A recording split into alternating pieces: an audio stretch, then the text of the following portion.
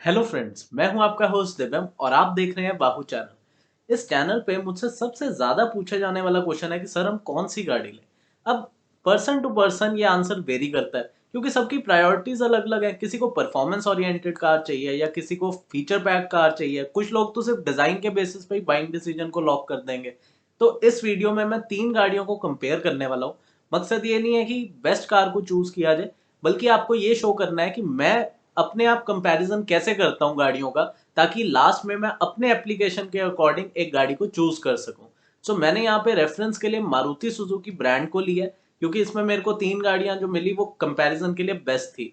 और मैंने यहाँ पे 10 लाख के आसपास का प्राइस रेंज लिया है। तो आपको अलग अलग बॉडी स्टाइल्स मिलेंगे और अलग अलग फीचर्स के साथ गाड़ियां मिलेंगी, तो एक एक करके हम इनको कंपेयर करेंगे। तो मैंने जो गाड़ियां चूज की हैं वो है एक hatchback Baleno, compact sedan Dzire और एक कॉम्पैक्ट एसयूवी विटारा ब्रेजा। और तीनों ही कार्स पेट्रोल इंजन पावर्ड हैं, क्योंकि BS6 आने के बाद मारुति सुजुकी ने फिलहाल तो डीजल इंजन को बनाना बंद कर दिया है।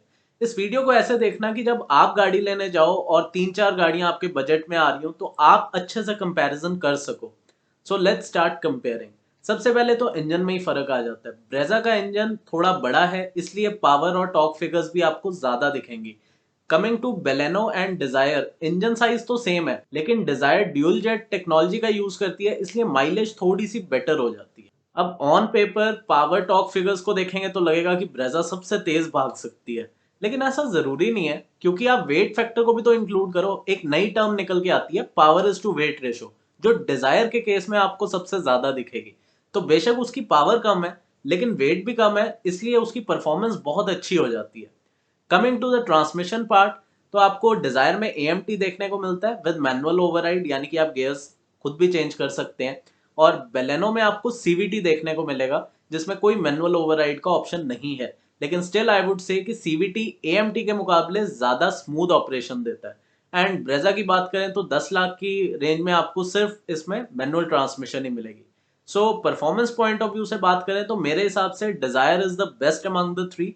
लेकिन अगर आपको ऑटोमेटिक में CVT चाहिए तो बेलेनो के अलावा और कोई चॉइस नहीं बचती यहाँ पे। Now coming to the dimensions part, तो तीनों ही गाड़ियों की लेंथ लगभग लगभग 4 मीटर के आसपास है।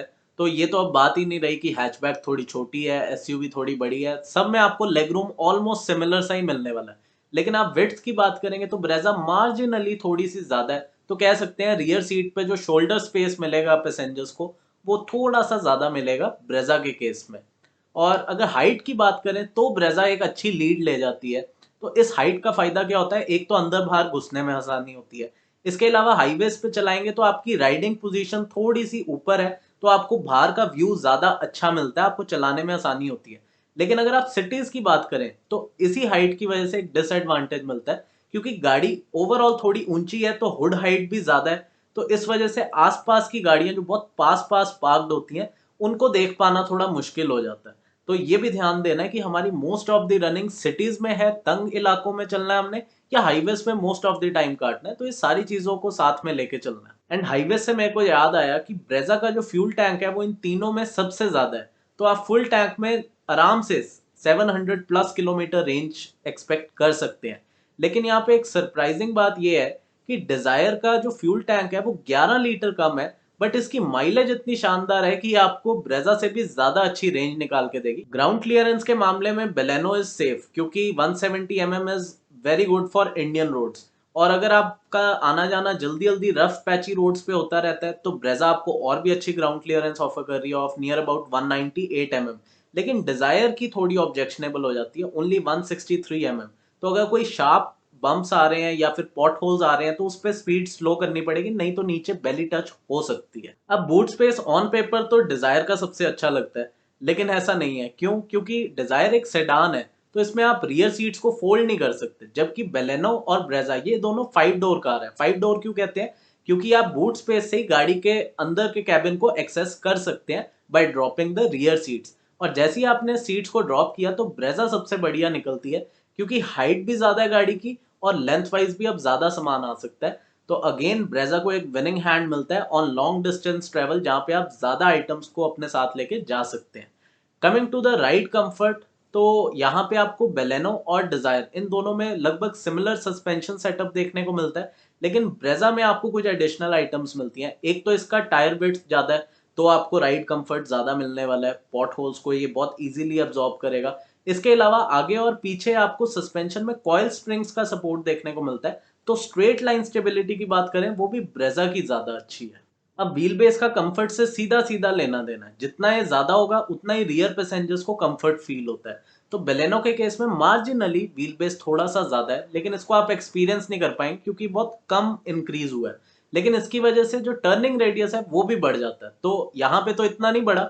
लेकिन जब आप गाड़ी देखें तो ये भी देखना है कि कहीं मैं सिटीज में ज्यादातर ड्राइव करता हूँ और मैंने तंग जगह में पार्किंग करनी होती है, तो turning radius also becomes a major factor there. सिर्फ डिजायर में ही 15 इंच के छोटे अलॉय व्हील्स यूज किए गए हैं, लेकिन यहाँ पे टायर का एस्पेक्ट रेशियो ज्यादा रखा गया है, तो आप कह सकते हैं कि सिटी ड्राइव में बेलेनो के कंपैरिजन में ज्यादा अच्छा बम्प एब्जॉर्प्शन शो करेगी। सो ओवरऑल बात करें तो Brezza bags the first position in ride and handling department, लेकिन अगर आप सिटी ड्राइविंग को लेके चलेंगे तो बेलेनो और डिजायर भी कोई बुरी नहीं है। Moving on to the safety, तो काफी सारे फीचर्स कॉमन है, लेकिन डिजायर में आपको कुछ कुछ एक्स्ट्रा मिलता है, जैसे कि ESP and hill hold control. But I can bet कि काफी सारे लोग अपने एंटायर लाइफ टाइम में इसको यूज ही नहीं करने वाले। Hill hold control kind of luxury feature हो जाता है, जो आपको शायद जरूरत ही ना पड़े यूज करने की। तो ऐसे फीचर्स की वजह से अपना बाइंग डिसीजन को कॉम्प्रोमाइज नहीं करना है और उतने ही पैसे खर्चने हैं जितने की फीचर्स की हमें जरूरत है। तो बेलेनो में भी आपको ऑलमोस्ट सारे सेफ्टी फीचर्स मिल जाते हैं, ब्रेजा में थोड़े बहुत कम हैं। लेकिन आप ये भी याद रखिए कि ब्रेजा का जो बिल्ड क्वालिटी है वो इन दोनों गाड़ियों से ज्यादा अच्छा है, तो वो भी एक अच्छा फैक्टर बन जाता है when you consider the safety. अब बाकी के सारे फीचर्स मैं आपको यहाँ स्क्रीन पे शो कर देता हूँ। तो बेसिकली कंक्लूजन ये कहता है कि डिजायर और बेलेनो इन दोनों की फीचर लिस्ट ज्यादा बड़ी है, विच इज बट ऑब्वियस, क्योंकि 10 लाख में इन दोनों के टॉप वेरिएंट्स आ गए। तो यहाँ पे ये जो मैंने हाईलाइट किए हैं फीचर्स, ये आपको सिर्फ बेलेनो में मिलते हैं और डिजायर में नहीं है। और ये सारे फीचर्स जो अब हाईलाइट किए गए हैं वो डिजायर में मिल रहे हैं लेकिन बेलेनो में नहीं है।